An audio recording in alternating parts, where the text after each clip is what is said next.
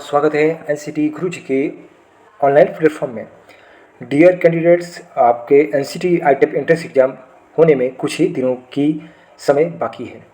आप सभी की डिमांड थी कि एनसीटी आईटेप टीचिंग एप्टीट्यूड के लिए मोस्ट इंपॉर्टेंट क्वेश्चन सीरीज लाया जाए, तो आपकी डिमांड को पूरा करते हुए टेस्ट सीरीज चालू हो चुका है, एमसीक्यू सीरीज चालू हो चुका है। और ये सभी क्वेश्चन ऐसे क्वेश्चन हैं जो आप कहीं भी ऑफलाइन ऑनलाइन क्लास ले रहे हैं या किसी बुक से या ई बुक से तैयारी कर रहे हैं, उसमें ये क्वेश्चन आपको नहीं मिलेंगे। तो ये सभी क्वेश्चन मोस्ट इंपॉर्टेंट क्वेश्चन है, नए क्वेश्चन हैं जो आपके एंट्रेंस एग्जाम में पूछे जा सकते हैं। चलो क्वेश्चन को स्टार्ट करते हैं और सभी क्वेश्चन को आप लोग ध्यान से देखिए।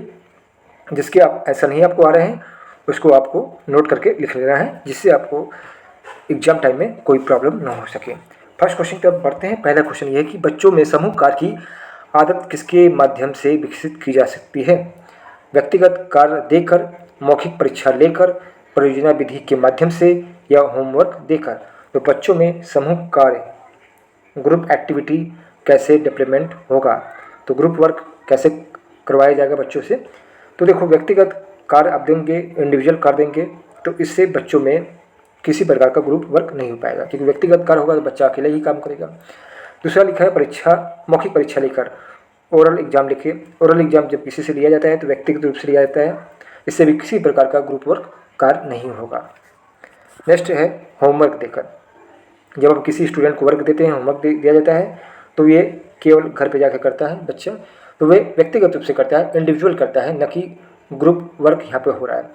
वही बात किया जाए कि यदि बच्चे को प्रोजेक्ट मेथड दिया जाए, कोई परियोजना विधि दिया जाए, जैसे किसी प्रकार का उनको प्रोजेक्ट दे दिया जाए, किसी चीज़ को बनाने के लिए प्रोजेक्ट वर्क दे दिया जाए, और उसमें बच्चों का ग्रुप डिसाइड कर दिया जाए कि 3 या 4 स्टूडेंट का ग्रुप तय कर दिया जाए कि बच्चे 4 या 3 ग्रुप में इस प्रोजेक्ट को करेंगे। तो इससे क्या होगा, बच्चों में एक ग्रुप वर्क का कॉन्सेप्ट विकसित होगा। तो ये आदत विकसित करने के लिए बच्चों को परियोजना विधि के माध्यम से ये करवाया जा सकता है, through project method. Next question है कि सीखने की प्रक्रिया में त्रुटियाँ, मिस्टेक क्या दर्शाती है? यदि कोई स्टूडेंट सीख रहा है और वह किसी प्रकार का मिस्टेक कर देता है तो ये क्या इंडिकेट करता है? ऑप्शन 1 है कि बच्चा ध्यान नहीं देता, बी है बच्चा सीखने की कोशिश कर रहा है, सी है बच्चा कमज़ोर है, डी है बच्चा आलसी है। तो यदि कोई भी स्टूडेंट जो लर्निंग प्रोसीजर में है और किसी प्रकार का मिस्टेक करता है तो ये इंडिकेट क्या करेगा कि बच्चा ध्यान नहीं देता, तो ये ऑप्शन रॉन्ग हो जाएगा। तो लिखा है बच्चा कमज़ोर है। तो बच्चे देखो कमज़ोर होते हैं, लेकिन वे सीख रहा है, ठीक है। बच्चे सब कमज़ोर नहीं होते, सबकी IQ लेवल अलग अलग होता है। तो ये नहीं दर्शाता है कि उसमें त्रुटि हो रहा है तो बच्चा कमज़ोर इसलिए त्रुटि हो रहा है, ये भी ऑप्शन इस क्वेश्चन के लिए नहीं है। फिर थर्ड लिखा है डी है कि बच्चा आलसी है, लेजी है। तो लेजी होने का मतलब ये नहीं है कि बच्चा त्रुटि करने लगेगा, त्रुटि कर रहा है। अब बचता है एक ऑप्शन कि बच्चा सीखने की कोशिश कर रहा है।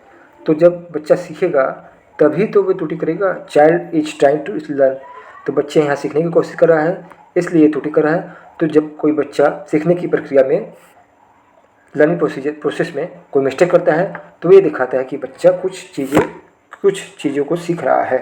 तो देखो, ये ऑप्शन आप सभी को लगेगा कि ए हो सकता है, बी हो सकता है, या सी या डी सभी लगेगा, लेकिन आपको क्वेश्चन के ऑप्शन को एलिमिनेट करना पड़ेगा। मतलब ऑप्शन को आपको काटना पड़ेगा कि कौन सा ऑप्शन इस प्रश्न के लिए सही नहीं होगा, ठीक है। तभी आप इस प्रकार के प्रश्नों को हल कर सकते हैं। चलिए आगे बढ़ते हैं क्वेश्चन नंबर 3 की तरफ। क्वेश्चन नंबर 3 पूछा गया कि पृथ्वी पर जीवन संभव है, इसका सबसे बड़ा कारण क्या है? ऑप्शन ए है पर्वतों का होना, सूर्य का प्रकाश, जल और वायु की उपलब्धता, महासागरों का आकार। Life is possible on earth, इसका रीजन क्या है? तो ये देखो, प्रेजेंट और माउंटेन यदि रहेगा तो क्या लाइफ होगा? तो नहीं होगा भाई। सनलाइट रहेगा तो क्या लाइफ रहेगा? नहीं भाई। अब बचता है साइज ऑफ ओशियन, क्या ओशियन के आकार डिसाइड करते हैं कि जी पृथ्वी पर लाइफ होगा? नहीं। अब बचता है वाटर और एयर, यही 2 चीज़ है, वाटर और एयर। ये 2 चीज़ें यदि अर्थ पर है तभी लाइफ है। लाइफ तब कब हुआ जब आपके अर्थ पर वाटर हो और एयर हो, हवा हो, तभी तो लाइफ पॉसिबल है। बाकी सब चीज़ें तो अलग चीज़ें हैं।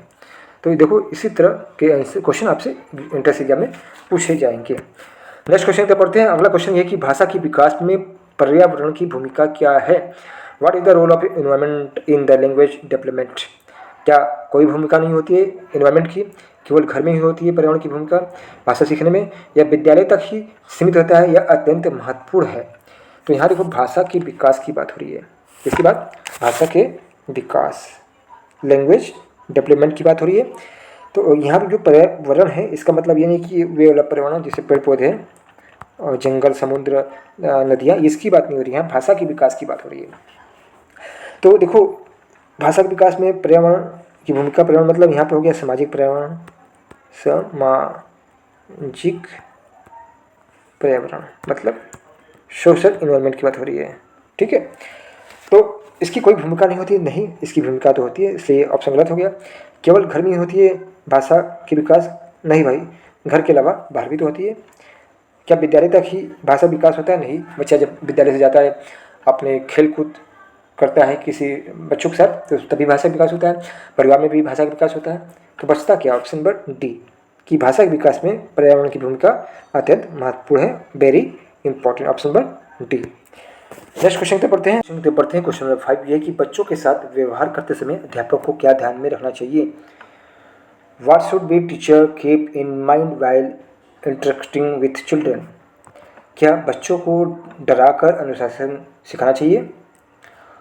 बी है कि उनकी उम्र और समझ को देखना चाहिए, उन्हें अनदेखा करना चाहिए, या केवल पाठ्यक्रम सिलेबस पढ़ाना चाहिए। तो देखो एक अध्यापक यदि बच्चों के साथ व्यवहार करते समय उनके साथ डराकर अनुशासन नहीं सिखाना चाहिए, क्योंकि डराकर अनुशासन रखने के तरीके और भी है अनुशासन में रखने के, और उन्हें अनदेखा करना चाहिए। ये तो सबसे ख़राब काम होता है कि आप गए हैं बच्चों को पढ़ाने और बच्चे को ही अनदेखा करें, तो क्या पढ़ाने का क्या औचित्य रह गया। और केवल पाठ्यक्रम पढ़ाना ही एक अध्यापक का काम नहीं होता, केवल सिलेबस पढ़ाना ही काम नहीं होता है ये कि पढ़ा के चले गए, बाकी सब बच्चों से कोई बात या उनके व्यवहार को देखना या किसी अन्य चीज़ को भी ध्यान न देना, ये तो अलग चीज़ होता है। इसलिए उनकी व्यवहार करते समय बच्चों की उम्र और उनकी समझ को देखना चाहिए कि बच्चा किस उम्र का है। मान लीजिए बच्चा 6 साल का भी हो सकता है, 7 साल का हो सकता है, 9 साल का भी हो सकता है, या 12 साल, 13 साल। तो जिस ईयर का बच्चा है या जैसी उसकी समझ होगी, क्योंकि एज के हिसाब से बच्चे की जो समझ होती है वह डेवलप हो जाती है, तो उसकी एज और उसके समझ दोनों को ध्यान में रखकर ही बच्चों के साथ अध्यापक को व्यवहार करना चाहिए।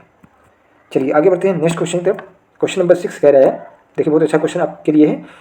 ये क्वेश्चन है कि न्यूनतम साझा गुणज जिसे एलसीएम कहा जाता है का प्रयोग किस स्थिति में होता है। In which situation is least common multiple LCM used. तो एलसीएम का प्रयोग किस स्थिति में होता है। देखो ये मैथ वाले टॉपिक से यूनिट से क्वेश्चन है ये। क्या जब दो चीज़ें एक साथ घटित होती हैं तब एलसीएम का प्रयोग होता है, जब दो चीज़ें एक बार घटित होती है, या जब केवल जोड़ करना हो, या जब केवल भाग देना हो। तो देखो दो ऑप्शन तो पहले काट लो कि जब जोड़ करना हो तो एलसीएम का प्रयोग होता है, और जब भाग देना हो तो एलसीएम का प्रयोग होता है। तो ये दोनों ऑप्शन तो एलिमेंट हो जाता है, ये दोनों ऑप्शन रिमूव कर दो भैया। अब बचता है दो ऑप्शन है, जब दो चीज़ें एक साथ घटित होती हैं या जब दो चीज़ें एक बार घटित होती हैं। तो देखो इसको समझने का तरीका है कि मान लो एक रिंग है जो घंटी है, वे 2 बार बजती है, एक 4 मिनट पे, ठीक है, और दोबारा वही रिंग एक रिंग दूसरी रिंग, ये रिंग है, ये फर्स्ट रिंग है और ये second ring. First ring 4 minute पे बजती है और सेकंड रिंग 6 मिनट पे बजती है, ठीक है। अब ये बताना है कि ये दोनों रिंग एक साथ कब बजेगी। तो यहाँ पे क्या हो रहा है, एक ही चीज़ रिंग बज रहा है, तो एक ही चीज़ मतलब ये दोबारा रिंग कितने मिनट पे एक साथ बजेगी। तो इसके लिए आप क्या करोगे, 4 और 6 का आप लोग एलसीएम करोगे, तो इसका आंसर आएगा 12, ठीक है। तो ये 12 मिनट पे दोबारा बजेगी। तो एलसीएम का प्रयोग तभी किया जाता है जब दो चीज़ें एक साथ घटित होती हैं, उसी समय एलसीएम का प्रयोग किया जाता है। तो इस एग्जाम्पल से आप समझ सकते हो कि जब रिंग एक ही चीज़ है और 2 बार घटित हो रही है, एक बार रिंग यहाँ बज रहा है, एक बार यहाँ बज रहा है, 2 बार बज रहा है, और फिर पता लगाना है आपको कि दोबारा ये एक साथ कब बजेगी। तो इसके लिए एलसीएम प्रयोग करोगे। इसलिए जब दो चीज़ें एक साथ घटित होती है, when two things happen together तब उसको बोलते हैं एलसीएम का प्रयोग होता है। क्योंकि ये दोनों रिंग फिर एक बार कब बजेगा, 12 मिनट पर। कि नाटक बच्चों की शिक्षा में क्यों उपयोगी होता है। देखो ये भी यूनिट आपकी में है, थिएटर नाटक और आर्ट्स वाले यूनिट में उसी का ये क्वेश्चन है। क्या नाटक बच्चों की शिक्षा में क्यों उपयोगी है। क्या नाटक से बच्चे का मनोरंजन करने के लिए करवाया जाता है। क्या शिक्षक को आराम देने के लिए करवाया जाता है नाटक। या भावनात्मक विकास और संवाद कौशल के लिए नाटक बच्चों की शिक्षा में उपयोगी हो सकता है। या समय बिताने के लिए किया जाता है, टू पास टाइम। देखो नाटक जो होता है बच्चों की शिक्षा में इसलिए उपयोगी होता है क्योंकि इससे शिक्षकों को आराम देने के लिए नहीं होता है। दूसरा है समय बिताने के लिए भी नाटक का प्रयोग नहीं किया जाता है, और मनोरंजन करने के लिए भी नाटक का प्रयोग नहीं होता है। ठीक है, शैक्षिक नाटक का कभी ये सब रोल नहीं होता है कि मनोरंजन किया जाए, समय बिताया जाए या शिक्षक को या टीचर को आराम दिया जाए।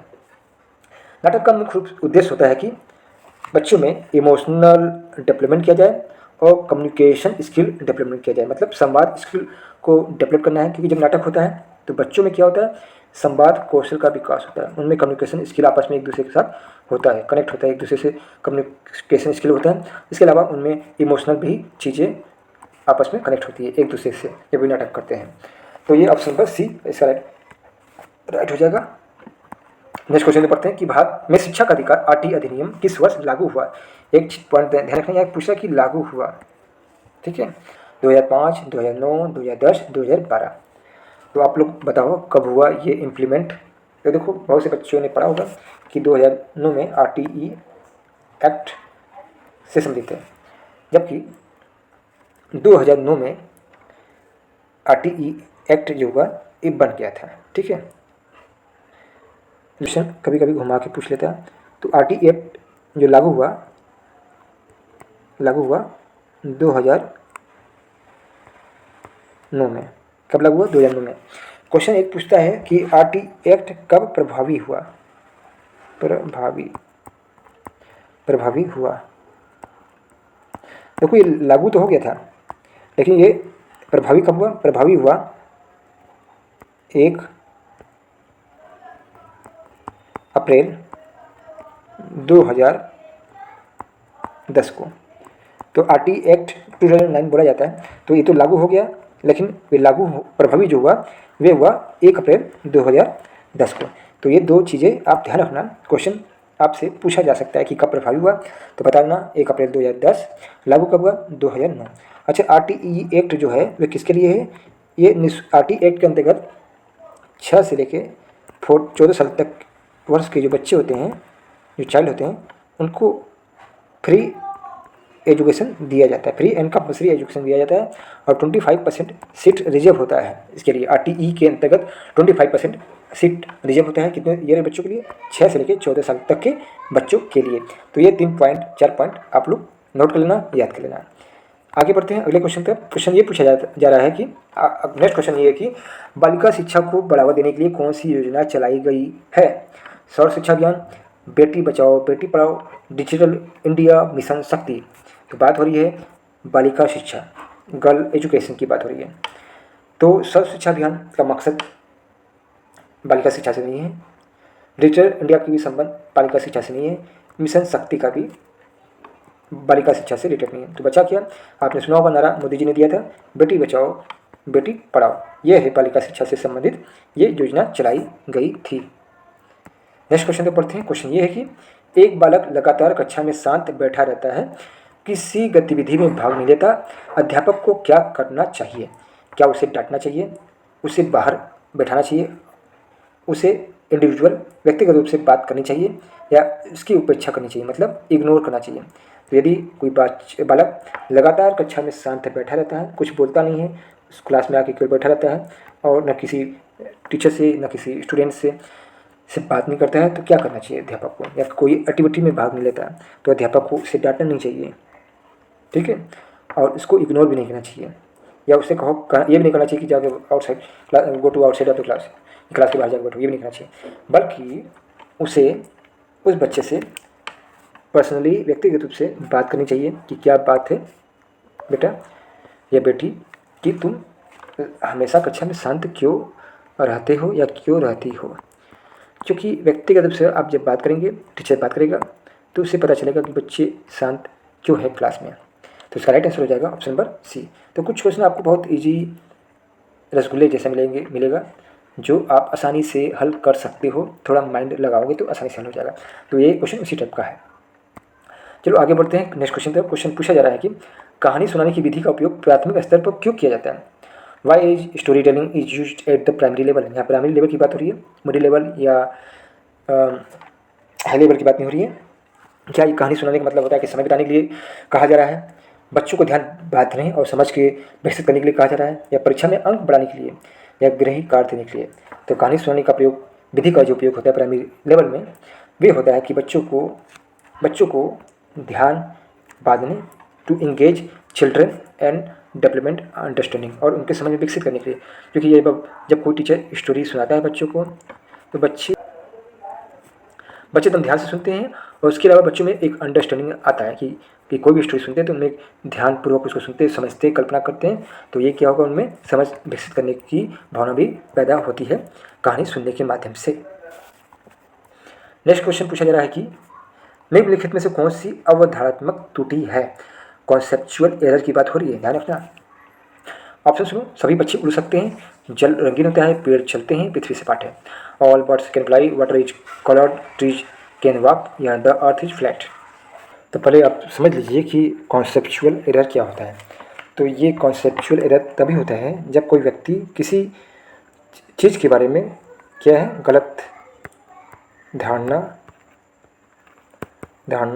या गलत समझ रखता है, क्या, ठीक है, जो उसे वैज्ञानिक तथ्यों या वास्तविक ज्ञान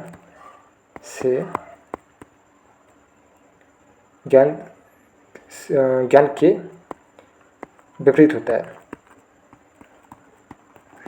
चलो फिर से समझ लो। तो देखो, कॉन्सेप्चुअल एरर भी होता है जब कोई व्यक्ति किसी चीज़ को लेकर गलत धारणा बना लेता है, ठीक है।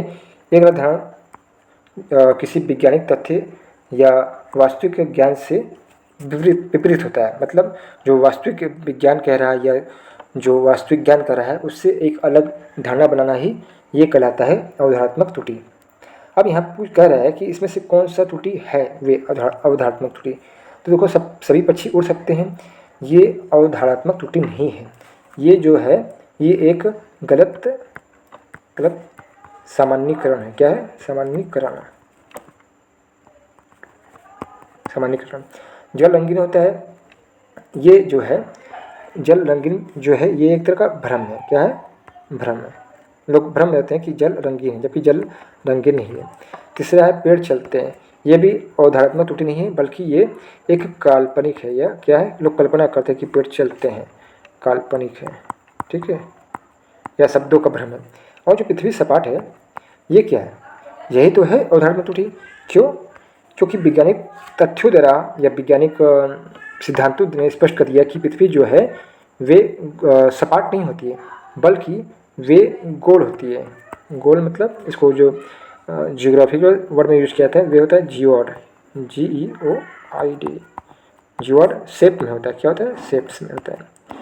तो जियोड शेप में होता है। तो ये वैज्ञानिक तथ्य ने इसको सिद्ध कर दिया है कि पृथ्वी सपाट नहीं है बल्कि गोल है, जियोड शेप है। इसलिए तो यही अवधारणात्मक त्रुटि है जो पहले लोग गलत इसके बारे में गलत धारणा बनाए थे। अब वैज्ञानिक तथ्यों द्वारा ये बात क्लियर हो गया कि पृथ्वी सपाट नहीं है। तो यही तो है अवधारणात्मक त्रुटि, और बाकी आपके अवधारणात्मक त्रुटि नहीं है। तो देखो, इसी तरह के प्रश्न आपके NCT आइटम इंटरेस्ट एग्जाम में पूछे गए थे पिछले साल भी। घुमा फिरा के क्वेश्चन से जलेबी जैसा क्वेश्चन घुमा के फिरा कर पूछ लेता है। चलो आगे क्वेश्चन देखते हैं। क्वेश्चन नंबर ये है कि भारत में बाल श्रम निषेध से संबंधित अधिनियम कौन है? Which is Indian related to provident of the child labour से संबंधित अधिनियम कौन है? बाल श्रम निषेध अधिनियम कौन सा है? शिक्षा का अधिकार अधिनियम, ये तो RTE हो गया, इसका चाइल्ड लेबर से कोई रिलेशन नहीं है। बाल विवाह निषेध, ये तो चाइल्ड मैरिज के बारे में हो गया। सूचना का अधिकार RTI हो गया, ये इसका भी चाइल्ड लेबर से कोई रिलेटेड नहीं है। तो बचता है बाल श्रम प्रतिषेध और विनियम अधिनियम, child labour prevention and regulation act. यही एक्ट है जो भारत में बाल श्रम निषेध से संबंधित अधिनियम है। आगे बढ़ते हैं नेक्स्ट क्वेश्चन की तरफ। पूछा है कि हस्तलिपि सुधारने का सबसे अच्छा तरीका क्या है। What is the best method of improving hand writing. तो हैंड राइटिंग इंप्रूव करने के लिए क्या किया जाएगा बच्चों के साथ। क्या उन्हें लगातार परीक्षा देते रहना चाहिए जिससे उनका हैंड राइटिंग सुधर जाए। क्या उन्हें सुलेख का अभ्यास करना चाहिए, प्रैक्टिसिंग कैलीग्राफी या शब्द रटवाना चाहिए, मेमोराइजिंग वर्ड्स या व्याकरण पढ़ना, टीचिंग ग्रामर। तो वो टीचिंग जो ग्रामर पढ़ाने से हस्तलिपि का कोई संबंध है नहीं, लगातार परीक्षा देने से भी कोई राइटिंग सुधरने वाला नहीं है, शब्द रटाने से संबंधित तो है ही नहीं। बचता है ऑप्शन नंबर बी, सुलेख का अभ्यास करवाइए तभी बच्चे में हस्तलिपि हैंड राइटिंग इंप्रूव हुआ है। क्योंकि एक स्कूल में हैंड राइटिंग सुलेख की बुक भी चलती है, आपने देखा होगा हिंदी और इंग्लिश दोनों में चलती है हैंड राइटिंग वाली बुक, जो मैडम लोग हर पेज पूरे साल भर में भरवाती हैं और देखते हैं कि बच्चे का हैंड राइटिंग सुधर रहा है कि नहीं। तो चलो आगे बढ़ते हैं नेक्स्ट क्वेश्चन तक। क्वेश्चन ये है कि आंतरिक प्रेरणा का उदाहरण क्या है। पुरस्कार के लिए पढ़ना, डर के कारण पढ़ना, या परीक्षा पास करने के लिए पढ़ना, या सीखने की खुशी के लिए पढ़ना। तो यहाँ बात हो प्रेरणा नहीं है। स्टडिंग ड्यू टू फियर, डर के पढ़ना ये भी मोटिवेशन नहीं है आंतरिक। फिर परीक्षा पास करने के लिए पढ़ना यह भी एक तरह का आंतरिक प्रेरणा नहीं है। बचता क्या है डी, सीखने की खुशी के लिए पढ़ना, studying for the Joy learning, यही तो है आंतरिक प्रेरणा के ऑप्शन। तो ऑप्शन नंबर डी आपका राइट हो जाएगा। नेक्स्ट क्वेश्चन पूछा जा रहा है कि रटन अधिगम की तुलना में अर्थपूर्ण अधिगम क्यों बेहतर है। मतलब why is meaningful learning better than the rote learning. Rote learning से अच्छा, मतलब रटन विद्या से अच्छा कि किसी चीज़ के बारे को पढ़ो तो उसके अर्थ को समझ के पढ़ो। नेक्स्ट क्वेश्चन है कि हम सभी लोगों को साफ पानी मिलना चाहिए, यह किस प्रकार का अधिकार है। मौलिक अधिकार, सामाजिक अधिकार, सांस्कृतिक अधिकार या आर्थिक अधिकार। को देखो इसका सही उत्तर हो जाएगा, पढ़ के ही समझ लो, ये होगा सामाजिक अधिकार। सामाजिक अधिकार के तहत कहा जाता है कि सभी को साफ पानी मिलना चाहिए। नेक्स्ट क्वेश्चन है कि भारत में कथकली नृत्य शैली का संबंध किस राज्य से है।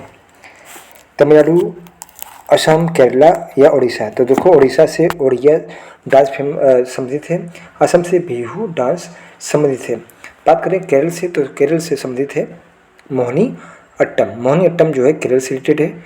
इसके अलावा केरल से एक और डांस रिलेटेड है जिसका नाम है कथकली। क्या नाम है? कथकली। और क्वेश्चन में पूछा गया है कथकली, तो ये शब्दों का हेर फेर है, इसको ध्यान रखना। अब बात करते हैं कि ये जो है कथकली जो डांस है ये रिलेटेड है तमिलनाडु से। एक और डांस फॉर्म है उसका नाम है, तो एक और डांस फॉर्म है उसका नाम केवल है कथक, और ये कथक जो है ये यूपी उत्तर प्रदेश से रिलेटेड है। तो इसका जो राइट आंसर हो जाएगा कथकली जो डांस है वे तमिलनाडु से रिलेटेड है। नेक्स्ट क्वेश्चन है कि प्राथमिक कक्षा में बच्चों को पर्यावरण से जोड़ने का सबसे बेस्ट तरीका क्या है। क्या उन्हें होमवर्क देना चाहिए, ये भी गलत हो जाएगा। पुस्तकों को पढ़ाने से भी नहीं जुड़ पाएंगे। बच्चों को चार्ट दिखाने से भी ये पर्यावरण से जुड़ेंगे नहीं, बल्कि उन्हें फील्ड ट्रिप ले जाइए जिससे वे बच्चे पर्यावरण से जुड़ सकते हैं। जैसे उनको कोई पार्क ले जाइए, नदी, पहाड़, तालाब के पास ले जाइए, जिससे वे पर्यावरण से अटैच हो सके, उनको समझ सकें। तो इसका राइट आंसर हो जाएगा option number C. Next question तक बढ़ रहे हैं कि पूछा गया है कि बाल केंद्रित एजुकेशन में पालक की भूमिका क्या होती है। क्या वे ओनली लिसनर होता है, क्या वह निष्क्रिय विद्यार्थी की होती है, या ज्ञान खोजने वाले की होती है, या सिर्फ अभ्यास करने वाले। Child centre education, child centre education की बात हो रही है कि बच्चा चाइल्ड सेंटर एजुकेशन पढ़ रहा है। स्टूडेंट का बच्चे में क्या होगा, केवल श्रोता की नहीं होगी, श्रोता केवल सुनने के लिए नहीं आए हो, और न ही वे, और तुम भी एक निष्क्रिय विद्यार्थी नहीं हो, चाइल्ड सेंटर में होती है, और सिर्फ अभ्यास करने के लिए भी नहीं आए हो, चाइल्ड सेंटर प्रैक्टिसर के लिए, सिर्फ अभ्यास करने के लिए नहीं हो, बल्कि तुम क्या करने आए हो, तुम आए हो ज्ञान खोजने वालों। चाइल्ड सेंटर, तो चाइल्ड सेंटर एजुकेशन जो होता है। तो डियर कैंडिडेट्स, ये प्रैक्टिस सेट आ चुका है ई बुक टीचिंग एप्टीट्यूड का, जो कि अब केवल 20 रुपीज़ बेक ऑफर चल रहा है। इसमें इसी प्रकार के क्वेश्चन मिलेंगे आप सभी को एंट्रेंस एग्जाम आईटेप को क्लियर करने के लिए। तो प्रैक्टिस सेट बुक करने के लिए दिए गए नंबर पर व्हाट्सएप